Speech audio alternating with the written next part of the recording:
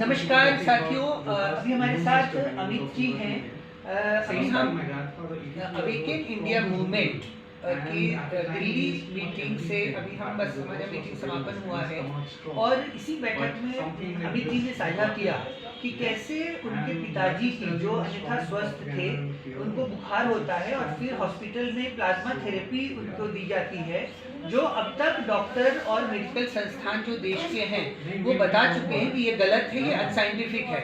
लेकिन बिना किसी वैज्ञानिक परीक्षण के कैसे प्लाज्मा थेरेपी दिया जा रहा है, जिससे कि दिल्ली में ही 10,000 लगभग मरीजों की मृत्यु हुई है। रेमडेसिविर के साथ साथ सबसे अधिक मौतें जो हुई हैं कोविड केसेस को लेकर वो प्लाज्मा थेरेपी से हुई है। तो अमित, आप बताएं कि कैसे ये घटना हुई आपके परिवार में। पहले तो बहुत हमारी शोक संवेदना। इसमें सर ऐसा हुआ था कि मेरे जो डैड है वो बीपी की गोली कंटिन्यूसली ले रहे थे। Because of that reason high BP की गोली लेते थे तो उन्हें लो बीपी हो गया था। लो बीपी में जनरल हॉस्पिटल में गया। दैन जनरल हॉस्पिटल ने उन्हें रिकमेंड किया क्योंकि वो लो बीपी नहीं कर पा रहे थे। तो उन्होंने सीधा बोला कि आप उनको हॉस्पिटल लेके जाइए।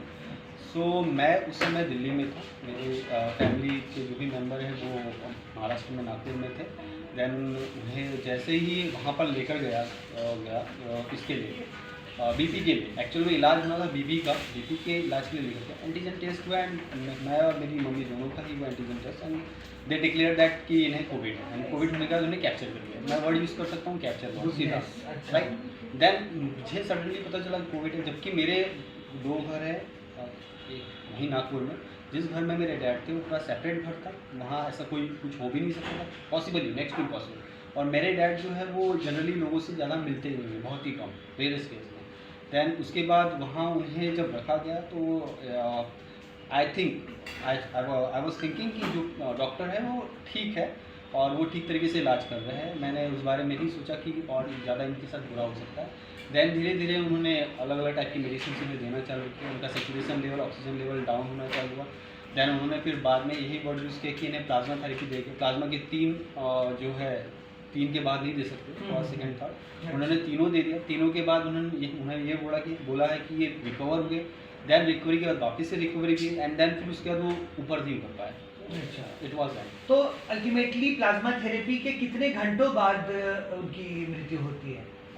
ये सर अभी 8 महीने से 9 महीना हो गया, आई थिंक 10 महीना हो चुका। तो मुझे क्लियरली नहीं पता कि कितना टाइम लगा, लेकिन प्लाज्मा थेरेपी के ऑलमोस्ट मैं बोल सकता हूँ रेमडेसिविर भी दी गई थी उसके बाद, क्योंकि कैसा होता है प्रोटोकॉल बना हुआ था। अच्छा, तो प्रोटोकॉल तो भी मैं क्लियरली उनका नहीं जानता कि या तो आप प्लाज्मा दो या तो रेमडेसिविर दो, ऐसा कुछ दिया तो आप दोनों जो है यूज़ कर लो, किसी ना किसी को कुछ ना हो जाएगा। ठीक है, हाँ। पहले एरर चल रहा था। अच्छा। बाद में रेमडेसिविर दी गई। रेमडेसिविर का भी वो साइड इफेक्ट ही था, वो हुआ नहीं। एंड देन उसके बाद तो आई थिंक प्लाज्मा थेरेपी के 5-6 दिन, आई थिंक 6 या 7 दिन, 6 दिन पकड़ लीजिए, 6 दिन 6 या 7वें दिन उनका देहांत हो जाता है।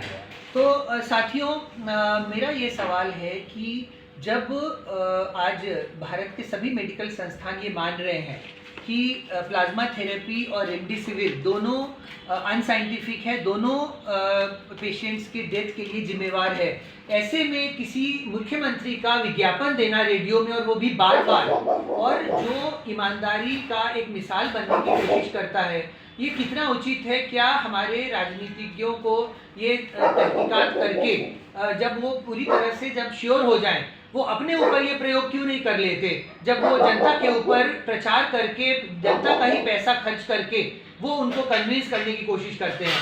मुझे पूरा उम्मीद है कि भारत की जनता जागेगी और आइंदा इन नेताओं को सही सबक सिखाएगी कि वो गलत, चाहे वो भ्रष्टाचार से या किसी भी बहकावे में आकर गलत प्रचार ना करें।